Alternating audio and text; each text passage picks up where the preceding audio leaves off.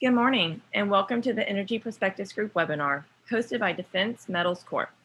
This event will be recorded. During the presentation, all participants will be muted. If you have any questions you would like to ask, please type them into the chat feature. We will read and answer questions at the end of the presentation. Thank you so much for joining us today. Now, here is Dan Steffens, who will introduce today's speaker. Hi, everybody. Thank you for attending.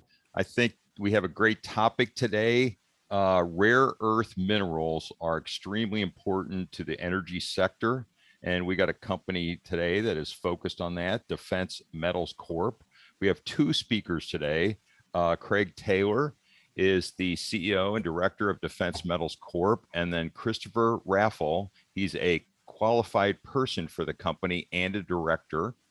Okay, since 1994, Mr. Taylor has been president and CEO of Vanville Projects Limited, a private company that provides products and services to resorts, hotels, and restaurants worldwide. Then from March 2008 until 2016, Craig was a director of Sable Capital Corp, a former capital pool company, which completed its qualifying transaction and was renamed Embl Corp. In addition, he was director of Advantage Lithium Corp, TSX Venture listed junior exploration company from March 2007 until August of 2016. From April 2012 until April 2016, he was director of Clear Mountain Resources Corp, another TSX Venture listed junior resource exploration company that's now named Patriot One Technologies, Inc. He's also served as director and an officer of several other public companies engaged in mineral exploration development. Chris Raffel is a principal geologist with Edmonton-based geologic consulting firm Apex Geoscience Limited. He has over 18 years of experience conducting property evaluation, intense exploration data analysis, exploration program design, and geological modeling of gold, copper, and other metal deposits throughout Canada, the US, and Mexico.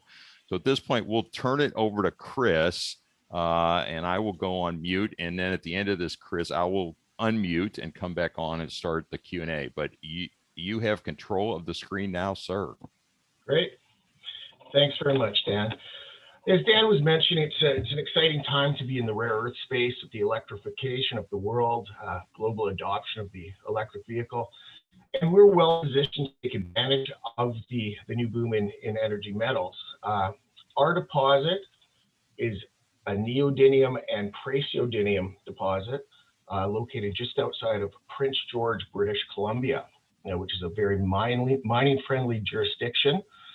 We have about 1,700 hectares that our deposit lays upon, and we are road accessible. We have electricity near the site. We have water close by and a railhead about 20 kilometers away. So as far as infrastructure goes, we're covered there, and we've worked very hard over the last 2 years to advance and de-risk our project by starting with a bulk sample of about 30 tons in January 2019, which we sent to SGS labs in Ontario for metallurgical testing. We went through several phases of metallurgical testing.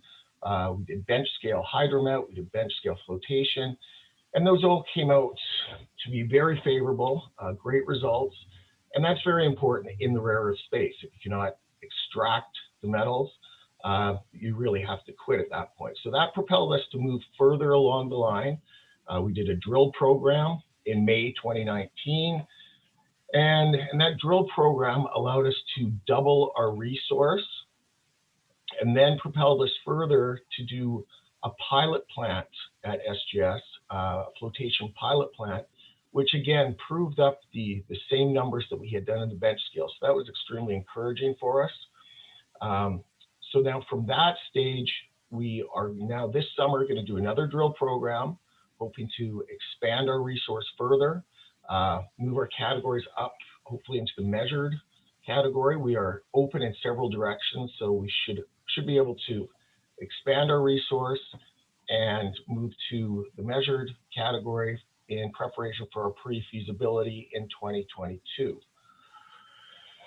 As I said, our recoveries were excellent. We got about 50% LREO and an 85% recovery. And the rare earth elements, as you're all aware, I think by now, are used in everything in our day-to-day life, from electric motors, medical equipment, camera lenses, as well as many military components. And that's part of the concern right now, I think, for the West. Having their military components produced by China isn't favorable for the US or anyone getting their components manufactured in China. So here you can see the categories of permanent magnets, the volumes used, and the values used. This is a slide from Atomus Intelligence. And you see the increase here in demand, 19 to 23% of total RE demand. So, I mean, the recent numbers that I've seen is the EV market in 2019 was approximately $162 billion. And they're expecting by 2027, that will increase to 802 billion. So a large increase forecast over the next 5 to 7 years. Now, as I said, we are an NdPr deposit, and those are the two light rare earths that are most in demand for the permanent lightweight magnets. And you can see the chart here, the exponential growth we're going to see in the future. So currently, all of the production for rare earths is done in China, or 80% of it anyway. Lynas has an operation in Malaysia, and Mountain Pass is attempting to build a separation facility down in California. Currently, that's a concern for the West, obviously, because the supply chains are controlled by China, and their demand for electric vehicles and these rare earth minerals are increasing to the point where they could be a net importer rather than exporter in the coming years. So I'll turn it over to Chris, and he can explain some of the data that we have here and what we've been able to accomplish. Sure. I don't know if you guys have control of the camera, or do I? Or does my camera turn? Oh, there we go. I just turned it off. There we go. I was hiding for a while. Yeah, so as Craig mentioned, we kind of got going on this project in 2019, collecting that 30-ton bulk sample, pulling that off the hill and sending it out for metallurgical testing. But we were very successful in kind of capitalizing on some of the undervalued resource that we landed. So we did a 14-hole drill program, 2,000 meters, and as Craig mentioned, we basically increased the contained metal of this deposit about 90%, so close to 100%. So we're sitting at 12 million tons of inferred at 2.9 and another 5 million at indicated. That was a big one of the goals of our 2019 drill program, was to add a significant portion of indicated resources. And so that's in terms of metal value, as Craig suggested, neodymium and praseodymium are north of 80% of the metal value in this deposit as we see.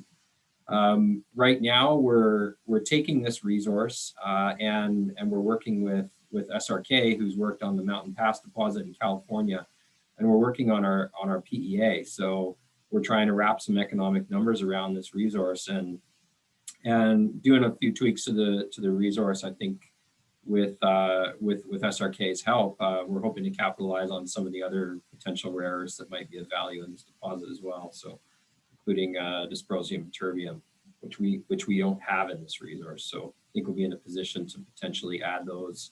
And that adds a small number, perhaps 5 or 6% of the gross metal value to this deposit. Our recoveries are very similar for all the metals. So, and that's next slide, maybe, Craig. This is just kind of a little cross section of the deposit. You can see. So one of our plans this year with our drill program, initially we let the deposit is open to the north. So we're kind of targeting this sort of 10 to 15 or perhaps even 20-year mine life, depending on how big we can get this thing, with a sort of on the order of a 5,000 ton per day mill throughput. So we kind of have an idea of how we want this thing to play out, and we're looking to expand the resource this year to the north and trying to be forward thinking. We're big believers that we're going to be happy with the results of our PEA. So we want to be in a position to perhaps move a significant portion of the inferred into indicated and or measured categories with a significantly expanded drill program this year. And I think that's going to put us, as Craig mentioned, into a nice position to be ready for further more advanced economic studies pending the results of our current PEA to PFS level studies. Here's a little quick slide just looking at our concentrate. So the long story short is our metallurgy has been incredibly successful. We've taken our bulk sample grade at about 4.81%, which, as you can see, is a little bit higher than the deposit grade.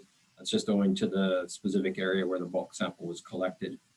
Right out of the gate, we were able to produce, effectively a 50% rare earth concentrate. And you look at, a world-class example, the Mountain Pass, they're 60 to 65% concentrate grades at a significant increase in their ore grade there. So we're actually doing better with our concentrating and our metallurgy than Mountain Pass is in terms of how effectively we upgrade our mineralized carbonatite.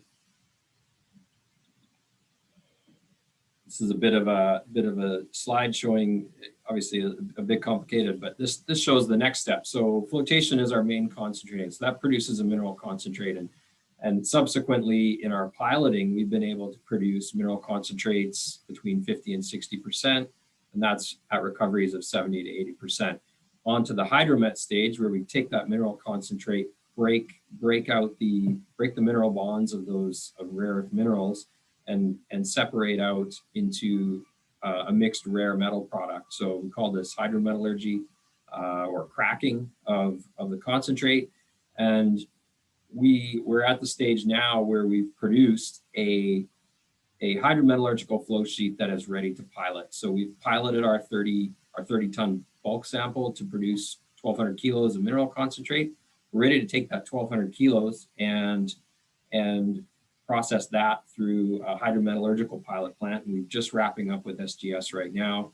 The results are incredibly successful. We're able to take that mineral concentrate and at the bench scale extract 97% of the rare earths from that concentrate. So that's the second stage of the process is very effective. We don't see any real significant opportunities for getting much better than that. 97% is, as you can imagine, is the gains are few and far between to be had there. So as we said, our flotation pilot plant, very successful. We matched or exceeded our bench scale recoveries, and so I think that really gives me a lot of confidence in our hydrometallurgical piloting that we plan.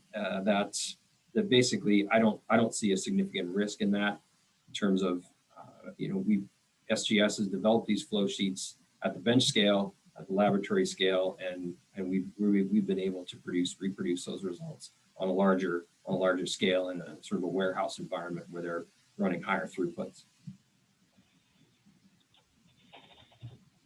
So a little quick recap of our 2019 diamond drilling program. Very successful. As we said, we converted about 5 million tons of the previously existing inferred resource to an indicated resource, increased the size and the grade of the deposit. You can see here to the north, everything is open to the north. We hit 33 meters of 5.47% light rare earths at the northern end of the deposit. So that's going to be one of the areas this year we're going to be focusing on almost immediately when we get drilling is trying to delineate that further north and see where we go with that. But as we said, all the holes were incredibly successful. All hit mineralized carbonatite and allowed us to really improve that resource. And we're looking to do the same this year with resource expansion and significant component delineation. So I guess the long and the short of it is we believe that we have one of the richest deposits in North America in terms of grade and size of our NdPr deposit. We have several catalysts, short-term catalysts moving forward. We have the PEA, as Chris mentioned, is going to be done in approximately 8 weeks. We're expecting that to be very favorable. We have a 5,000 meter drill program that's going to commence in the summer. We're currently in discussions with 9 different offtake potential offtake partners, and we have 4 batches of samples with Export Canada ready to be shipped off to those partners. So I think with all those things combined and us increasing our grades or our categories in our drill program, we should be in a position to move towards pre-feasibility in 2022. Quick rundown of the directors. You've been introduced us. Now, Carl Wagner is an interesting advisor for us. He spent 35 years with the CIA and currently consults with the government on issues of national security. And so he's been in Washington probably for the last 3-4 months, lobbying for us, talking about our deposit, and in the hopes that we will get some funding from the US or Canadian government going forward. Our cap table, currently we have 64 million, just over, outstanding. And we are fully financed. We just did a $5 million financing that'll take us through all of our ambitions going forward, right through to 2022. Anything else you want to add, Chris? Yeah, no, I think it's good. I mean, I guess to the point, you know, I think we're as you said, we're kind of quietly advancing what is one of the most advanced rare earth projects in North America, and I think we're, with our PEA, with additional drilling, our very successful metallurgy, and of course, you know, we haven't really touched on it, but our environmental baseline studies, we're moving this project forward on 3 or 4 different fronts that sort of all the in parallel that needs to be done here. We just recently completed a LiDAR survey, so we have a lot of inputs for the engineering groups that are going to sort of take over a lot of potential planning for siting infrastructure and things like that. So we're definitely we're on the track, and we're delivering results here. I think they're over the next few months. Obviously, we're going to be releasing some significant news. Okay, I'm back. This is Dan. I'm back on the line. You ready for questions? Yeah. Well, let's just go to the questions. I had 5 questions sent to me by email. I'm going to try to do them in different order than what I sent over to you. I think they'll make more sense. But, you know, we all hear about, you know, this reverse mineral stuff and how important they are to, you know, electric vehicles and maybe the military as well. And I would think Washington would be very concerned about this.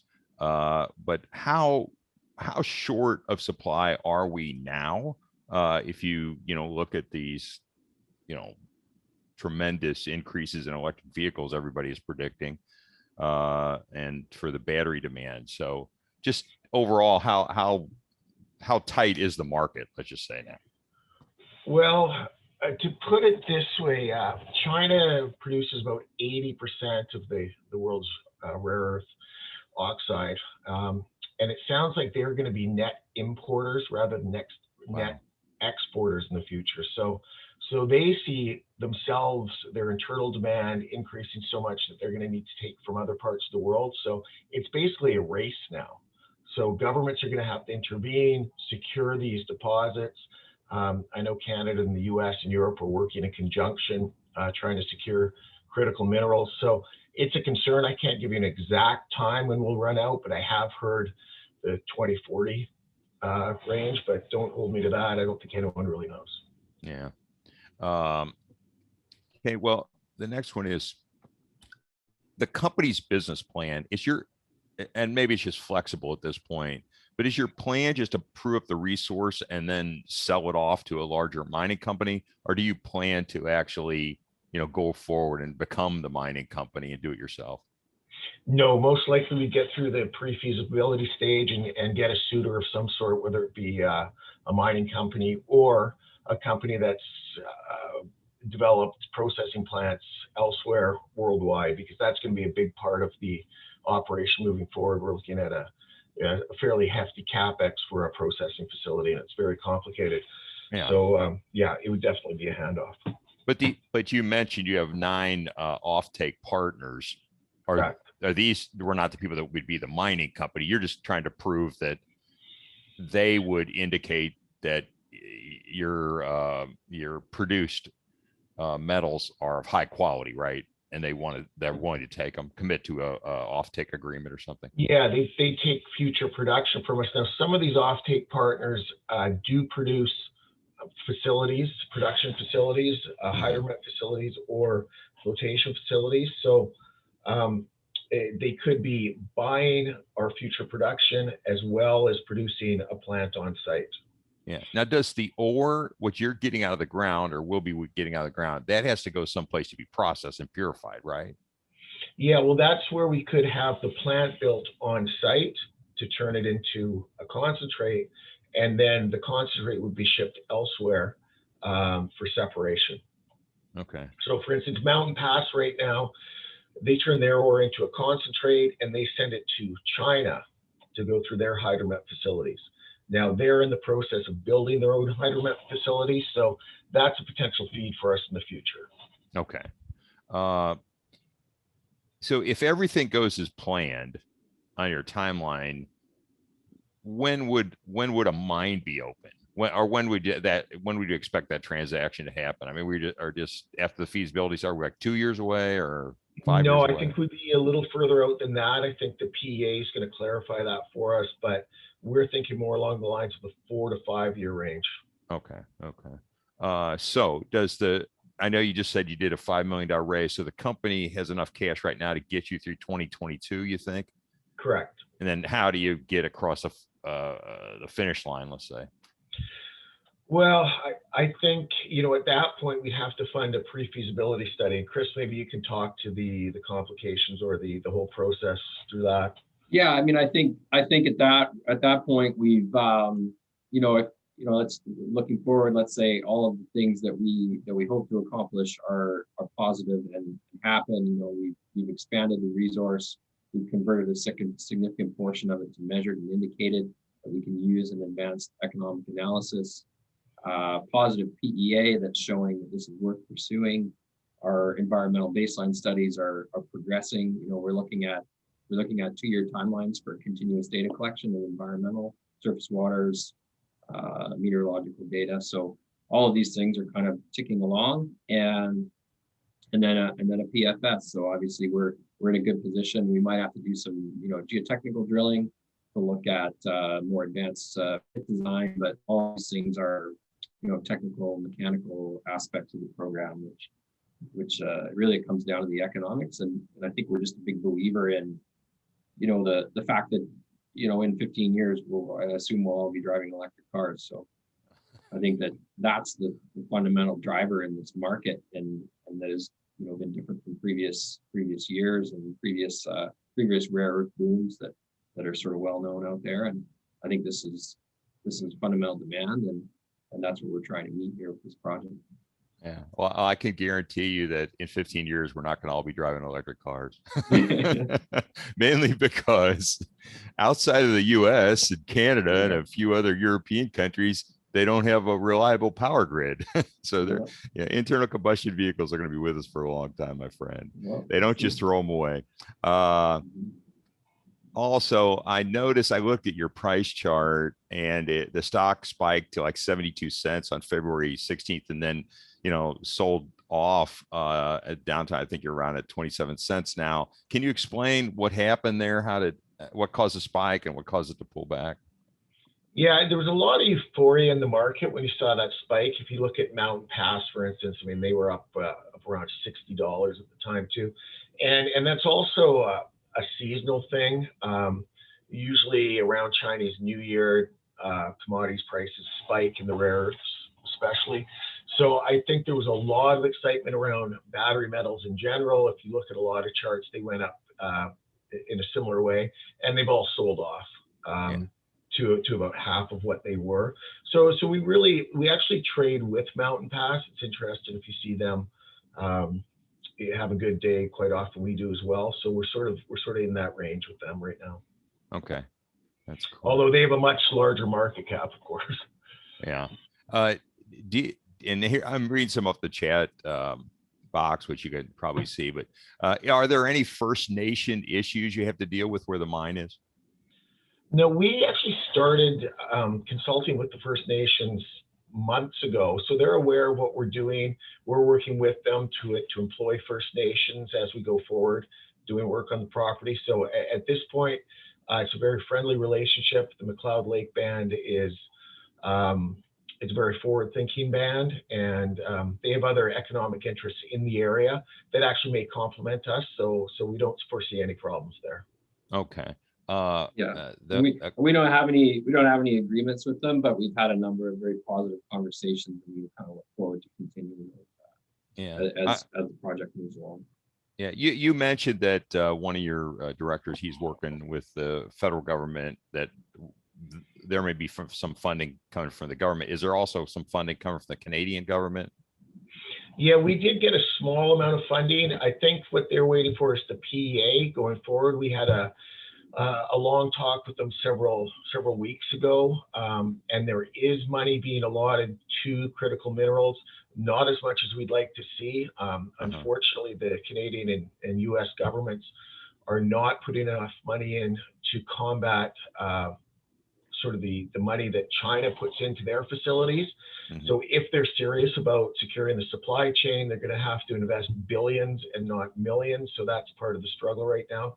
But we did apply for the Title III Defense Production Act. So we are listed as a preferred vendor under that act. So if there is funding, I'm hoping that we will be front and center for some out of the US and Canada. Yeah. Considering all the other stuff we throw money at, just say you have the cure for COVID-21 and you'll get billions, right?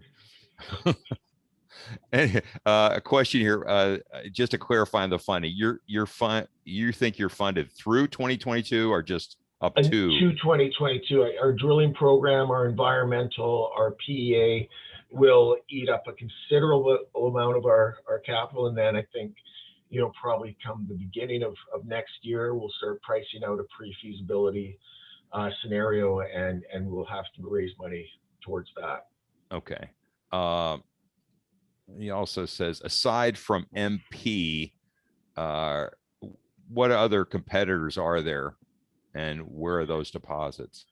Well, Mountain Pass is the only one producing in North America right now, and I'm hoping that we have spoken to them. Our deposit is slightly different than theirs, but it would be nice if they could be a partner going forward. We've also got Energy Fuels now in the United States, in Utah, which is doing some processing. And then Linus is opening up a facility in Texas. So they're not necessarily competitors. They're more potential partners going forward that could produce, could separate our concentrate. Okay. Processing facilities. But in terms of other deposits, in North America, in Canada, Ontario, Quebec, Northwest Territories, a number of projects. And our feeling is that, and obviously in the United States, in Wyoming, different areas, there are, and worldwide, of course, Africa, Australia, a number of different similar light rare earth monazite deposits. And and our feeling is Wichita has the advantage of being very close to infrastructure. Many of the Canadian examples are quite remote and would suffer from significant capex disadvantages to Wichita. So if there's a race, and I think there probably is, what is going to be the next rare earth mine in North America? And I think that's the question we'd like to answer. Yeah. Well, the way I'm reading this, then I'm thinking of in terms of oil and gas. You guys are you're out doing the exploration, and you're finding let's say a world-class exploration project here, and then so you'd be looking for somebody to come in to be the operator of the project, another mining company. So one of these guys that you just mentioned, that like Mountain Pass, that already has an active mine, they're a logical person to approach with that kind of a deal. And so you're thinking maybe that Defense Metals holds a non-operating interest in this, like you maybe sell off 50% to 80% and then keep the rest. Sure, we could work out an option agreement like that. Really, everything's on the table at this point, but there's not a lot of suitors, but I think there's not a lot of viable deposits for them to go after either. So it's a very narrow market. Yeah. So as you get the feasibility study, that opens that up. So is one of the guys asked here is one of your offtake partners China by any chance? Yeah, we do have Definitely. samples going to Asia. I mean, right now, China's the only customer. Yeah, yeah, There's no one that could take our concentrate right now in North America. I guess Linus could in Malaysia, and that's about it. So at this point, until we get these other facilities online, Asia is the go-to. Yeah, it's a fledgling industry in North America right now. Really this is all the way from mining, separating, purifying rare earth oxides to magnet production. The whole downstream industry needs to be developed in North America, and that's the race to start building these electric vehicles in North America, is having incontinent capacity. It's just not there at this point. So yeah. You got to have the stuff to build them. we're following, as Craig said, Energy Fuels, Mountain Pass. We're very cognizant of how they're moving that ball forward to getting that, and always looking for opportunities to partner with a North American group. And Energy Fuels is, I think, starting to process monazite at the White Mesa mill, and is looking at other feeds, more complex feeds.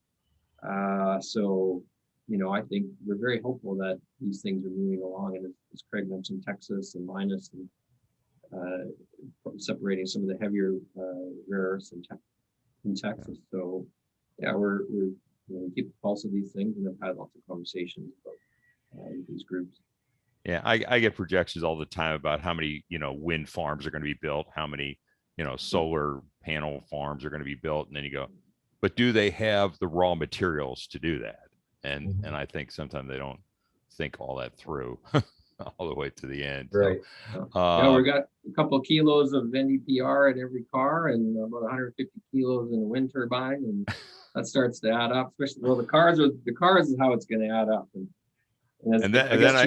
Then I see, what are we going to do when we have to start recycling all these Teslas into something, all these batteries? No, I mean, that's the good, there is recycling opportunities for these magnets, and as with all metals, there's recycling for aluminum and other metals. And I guess to your point, Dan, I think GM, well, whether they actually are able to do it or not, but I think they've announced that by 2035 they won't be producing gasoline vehicles or diesel vehicles for passenger. Unlike the people in Washington, we know you can't just pass a law and suddenly it's possible to do all this stuff. You got to have materials, you got to have people that know what they're doing, you got to have the raw materials. So anyway, so what do you see as the barriers? I mean, is the worst case scenario you just don't get a good feasibility study on this? Yeah, I think it just, where's the market going? And I think, no one really can predict where the rare earth market's going. But as we talked about, I think, there's car makers signaling that they're phasing out electric, gasoline vehicles. And I think this is coming.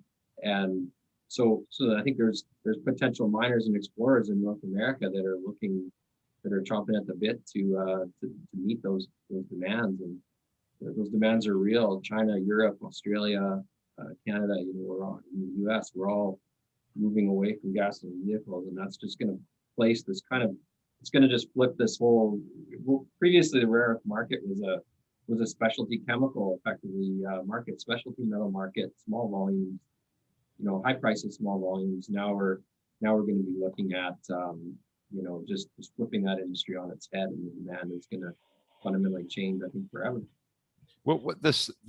Looking at the size of the resource that you guys have already proven, what's like the current value of that? What are the current prices for these metals, and how multiplied by your resource you think you have? How big of a number are we talking about?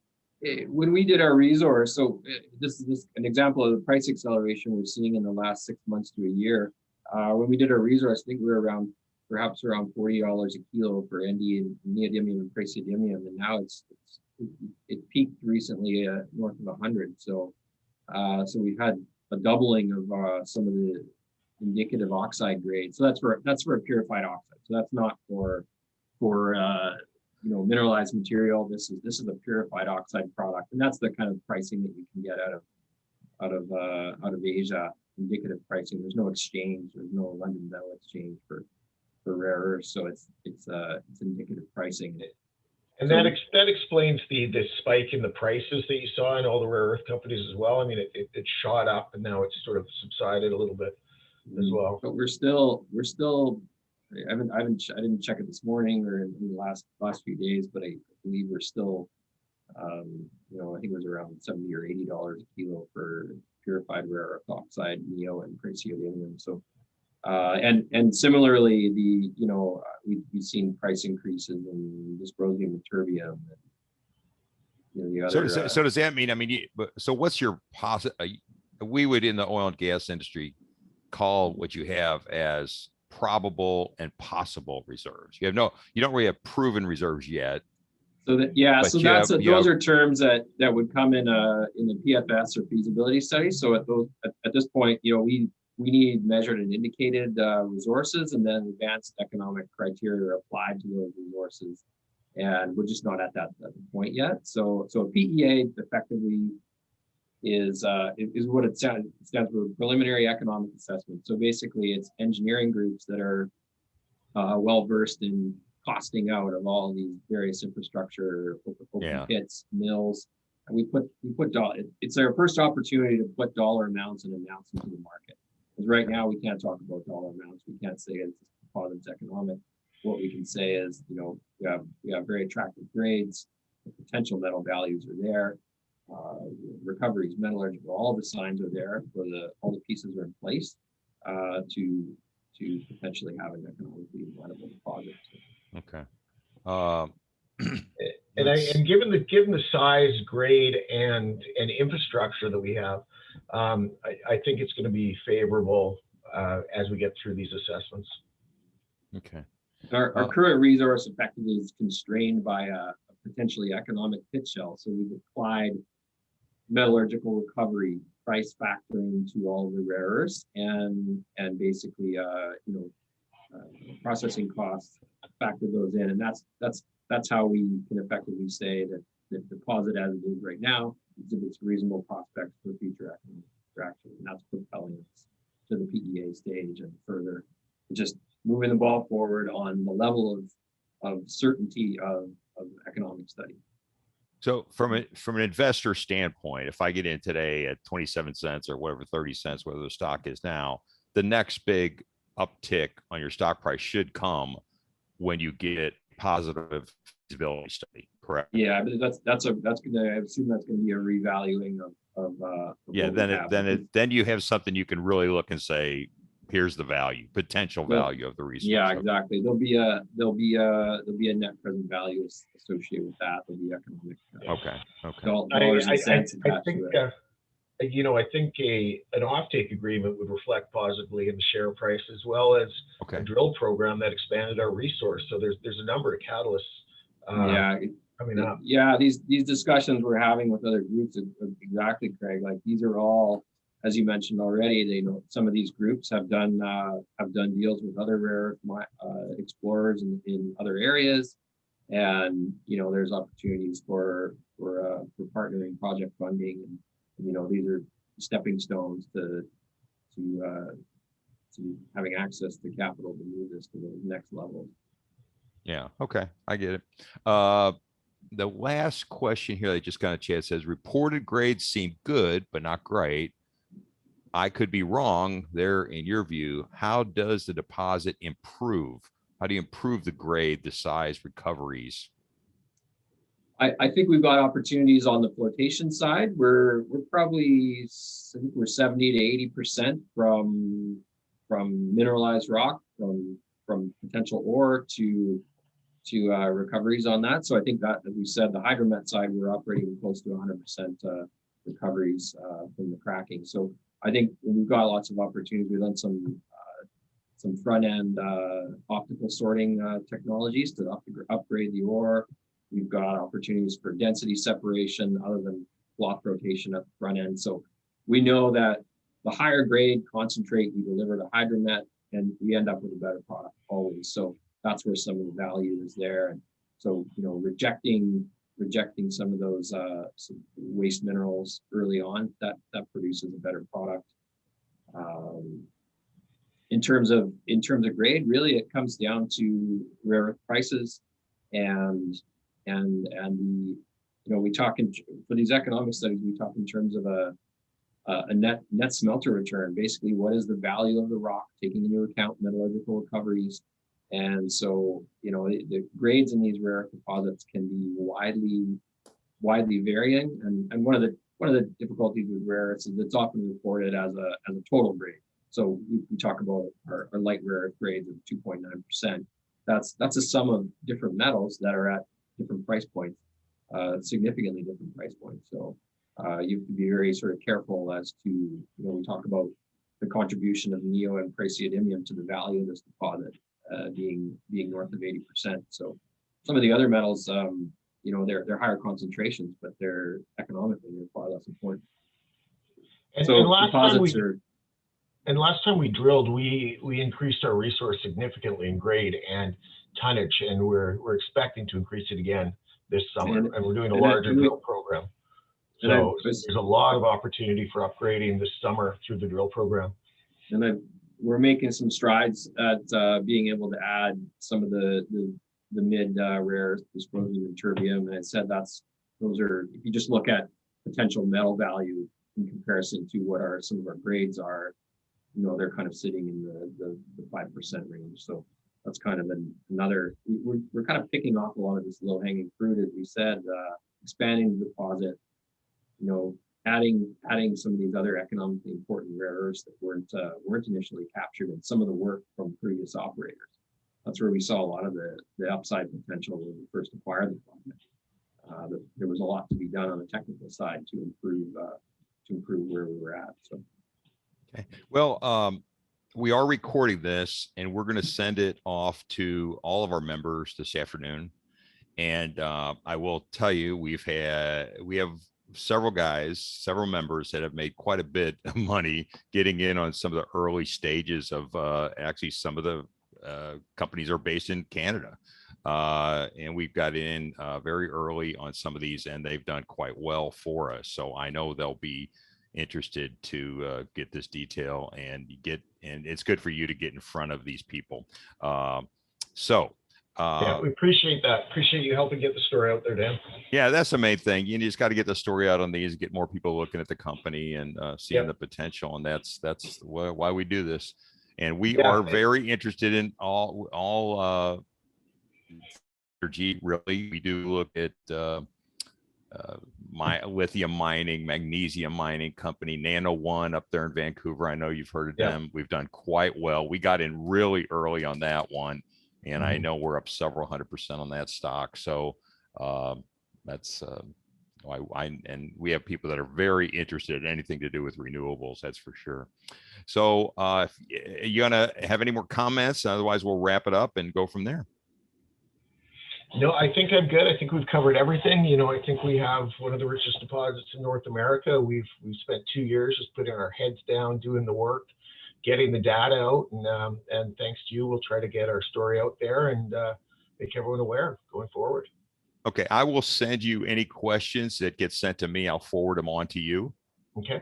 And maybe in 6 months or so, we can do this again and get an update on what's happened with your drilling program this summer.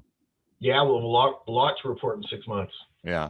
Okay. Well, thanks a lot. We will end it there. And thank you guys for supporting us. Thank you. Thanks, Dan. Okay. Take care. Bye-bye.